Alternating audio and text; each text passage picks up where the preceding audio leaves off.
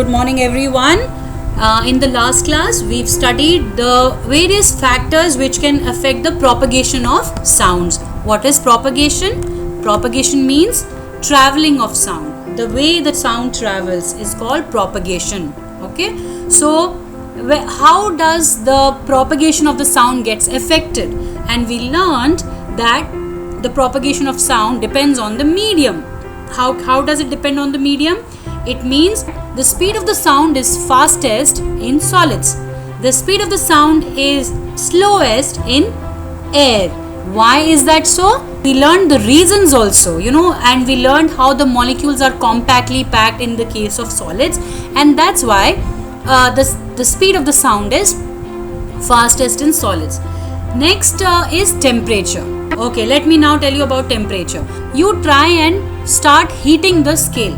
What is going to happen after some time? You can feel that the other end of the scale is also becoming hot, isn't it? So why does the scale become hot? Is because when you heat the scale, the molecules inside the scale starts to vibrate. It starts to get disturbed. Okay, and one by one, as one molecule gets disturbed, the other molecule also gets disturbed, right? So slowly this disturbance reaches the other end. So when you heat something, what is going to happen? Are the molecules going to jump faster and get disturbed, or are they going to continue sleeping? What is going to happen? Jump faster and disturb. Yeah, when you increase the temperature, the molecules are going to get disturbed. So when the molecules get disturbed, they will disturb the neighboring molecule. The speed of the sound actually becomes faster and faster. So more the temperature, the warmer the environment, the faster the speed of the sound. The colder the environment, the lesser the temperature, the speed of the sound is going to be very, very less. Okay, look at this. If the environment is cold, the speed of the sound is slow. If the environment is warm, the speed of the sound is faster. Okay, so these are the two factors which will affect the propagation of sound. Now next what we are going to discuss is the characteristics of sound.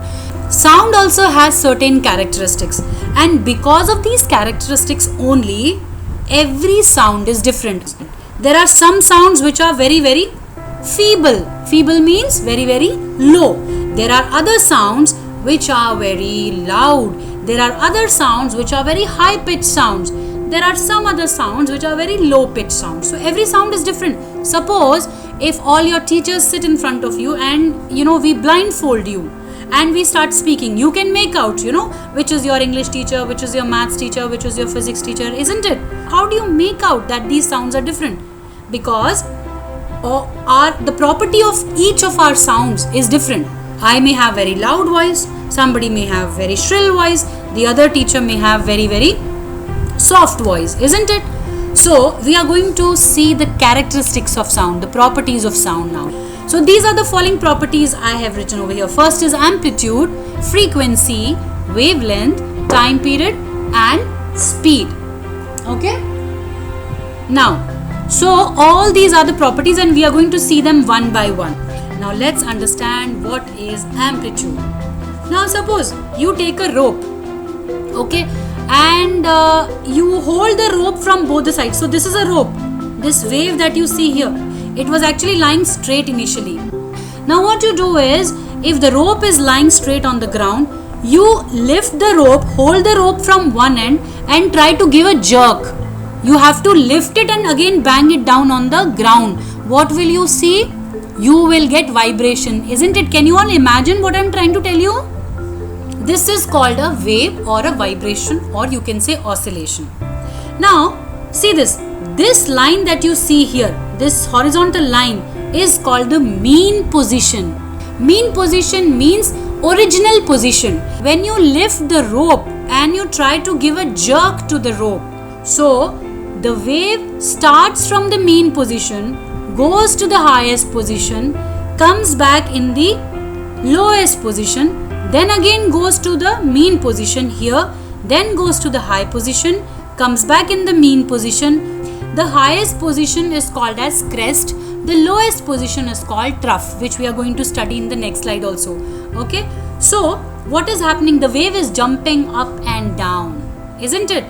How high the wave jumps. Now this wave, let's say this red color dot that I have shown here is the mean position. How high is it jumping? This high. This is the height. This is the height. Okay.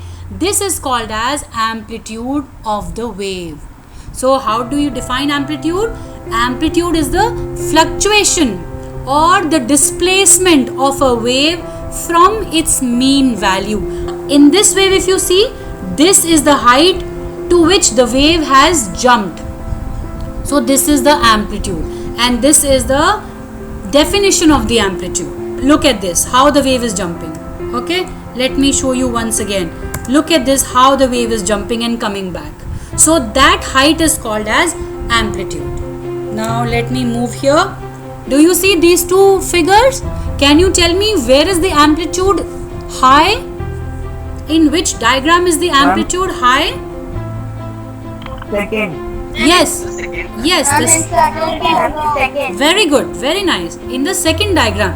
So this is a soft sound or a low sound. This is a high sound. Okay. So do you understand what is amplitude? Soft sound, high sound. Okay. This is a very loud sound. This is a very soft sound. Now look at the two red color, the dots, how they are going to jump. If you disturb the wave, the first wave only jumps like this. I'm going to show you again. It jumps like this. Look at the second wave. It goes so high and comes back. I'm going to show you again. It jumps and comes back. Okay. Let me show you again. This much only. The other one, this high. So by measuring the height at which the wave is getting displaced, measuring the amount of displacement, you can measure the amplitude, isn't it? Yes, ma'am. Yes, that is exactly the difference between soft sound and loud sound. Now you can make out easily. The first wave is a very soft sound, low sound. The second one is a loud sound, isn't it? Now look at this. If you take a pendulum, you take a stand like this, and this is a rope, and you attach a metal ball here. It becomes a pendulum. Now what you do is you take the pendulum to one side and leave it. Now let's say this distance is 10 centimeter. Why have I written minus 10 is because it is in the opposite direction. So minus 10. Now if you bring this the metal bob here and leave it, it's going to go like this, come back like this, go like this, come back like this. Now in this first diagram, tell me which is the mean position of the bob. Mean position. What is the mean? At the center. Very good. Very good. At the center is the mean position. That means if you do not disturb the pendulum, it's going to stay in the mean position. So this is the mean position. But when you hold the bob, bring it to one side and leave it, it's going to go on the other side, come back. Go on the other side, come back. Now here what I have done is, I have taken the ball to further away, somewhere like 20 centimeter away. And then I'm going to leave the bob. Where do you think is the amplitude more? Second. In this, yes, Second diagram. very good. In the second diagram, see, because so from the mean position, how much is it displaced? From the mean position, it is going on to one side. How much is it going? 20 centimeter away. Then yes, then coming back. But how much is this the first bob going? Only 10 centimeter. Yes. So this one has a small amplitude. This bob has a large amplitude, isn't it? So these are oscillations. Same kind of movement. I can show it like this in the form of a wave. Look what is happening here. Now initially, let's say this pendulum is here where my cursor is. From this mean position, first the wave goes to the positive maximum point, then comes to the mean, then comes to maximum negative, then comes to mean, then goes to maximum positive, isn't it? So same motion, same oscillatory motion, I can depict it in the form of a wave. I can show it in the form of a wave. Waves both are vibrations. Suppose the wave starts from mean. Now, first it goes to maximum positive, comes back to mean, goes maximum negative, comes back to mean. That is one wave. Means one complete positive half, one complete negative half. That is called one wave. The next property to which we are coming is called wavelength. And you already told me what is wavelength. Wavelength means length of one wave. One wave is the length from this, goes here and comes back here. So this distance is called as one wave from this red dot to this red dot. Okay, so in this diagram, can you tell me how many waves have been shown? Ma'am, two. Yes, two. Why? Look at this. One wave is from here to here, another wave is from here to here. So these are two waves which are shown. Okay, either wavelength is from this mean position to this mean position, or you can measure the length between two crests. This, look at, this is the crest, this is a trough. I told you this, the top point is called the crest of the wave. The bottommost point of the wave is called trough of the wave.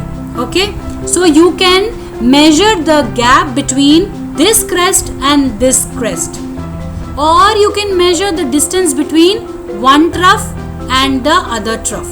So this distance will be equal to this distance, will be same as the distance from this mean position to this mean position, isn't it? So you can measure anything. Everything is one wave because it is equal. Because wavelength is a length, it is some length. It is the length of the wave. Now length has to be always in meters. That's why the SI unit of wavelength is meters. And how do we designate wavelength? It is called as lambda. L-A-M-D-A, lambda. And its SI unit is meters. Let's move to the next property of the sound, which is frequency. Let me try and make you understand by giving you some simple day-to-day examples. For example, sometimes you ask your friends, how many eggs can you eat in a minute? Okay, what is the frequency of the words that you utter in a minute? Okay, how frequently do you go to market, isn't it? How frequently? What is the frequency of going to market? So the number of times that you do certain thing in a week, in a month, in a second, in a minute is called as frequency. So frequency is the number of the times that you do anything. Suppose, see, now I'm speaking to you, I'm explaining you with a certain speed. Okay, if I talk very slow, you all will sleep in the class, because the frequency of the words that are coming out from my mouth is very, very slow. Means the number of the words that are coming out from my mouth in a minute or in a second are very less, probably a second. But suppose if I talk very fast, very, very fast if I talk, will you be able to understand? No. Then also the class will be very, very boring, because then what will happen? If I'm speaking very fast, then that means the number of the words that are coming out from my mouth every second are more. How many waves or vibrations are produced in 1 second? So if there are 2 waves produced in 1 second or 2 vibrations produced in 1 second, then the frequency is 2. How many oscillations are produced in 1 minute? Suppose 20 oscillations or 20 waves. Just now in the previous slide you told me, you told me that there are 2 waves. So if these 2 waves are produced in 1 second, then the frequency is 2. Right? Frequency is denoted by the letter F. F is for frequency. The SI unit of frequency is hertz. I have shown 2 figures to you. Let's say that this line, this vertical line here is 1 second. How many waves are produced here in the first diagram? One. Here, 1. One. And how many are produced in the second one? Two. 2, isn't it? So in the second one, 2 waves are produced in so much time. Okay? Here, only 1 wave is produced in that much time. So here the frequency is 1 hertz. Here the frequency is 2 hertz. So which is more? 1 second. 1 second. 1 second. Yes. Because it has 2 waves. Yes, the second one, because it has more frequency. It has 2 waves which are produced. So what is the frequency here? 2 hertz. What is the frequency here? 2 hertz. What is the frequency 10 here? hertz. 10 hertz, isn't it? If your frequency is low, your wavelength will be high. This much is the wavelength. But if your frequency is high, then your wavelength will be very low. Very low means how low? Is in this diagram, it is only this much from here to here. So low frequency, high wavelength, high frequency, low wavelength. Frequency has nothing to do with high or low sound. Frequency has to do with pitch. Frequency is related to pitch. Or you can say frequency is related to shrillness of the sound. But when you say loud voice and low voice, then it is the amplitude. If a person is speaking on the mic, we attach amplifiers, isn't it? So amplifier only increases the volume so as to reach the audience. Okay, you do not have to increase the frequency. Fine. So that is, now if you see this diagram on the slide, where do you think is the frequency high? That is the second. Yes. Yes. And in the very nice. Yeah. And in the first one, the frequency is very low. Okay. Now tell me, in which diagram is the wavelength high? First one. Very good. Very good. In which diagram is the amplitude high? Very good. Very good. Very nice. Very good. So, and do you understand? Higher the frequency, lower the wavelength. Lower the frequency, higher the wavelength. Where all have we seen the frequency example? Suppose if you have seen that temple bell also, na, we take this center metal portion and we tap it on both the sides. So the metal portion goes to the right, comes back in the mean position, goes to the left, comes back in the mean position. Yes, so it is a kind of oscillation or a wave. Now suppose if you hold the metal position and quickly do it very, very fast, the frequency is very high. Next, what we're going to talk about is time period. What we do is, we will complete the time period in the next class.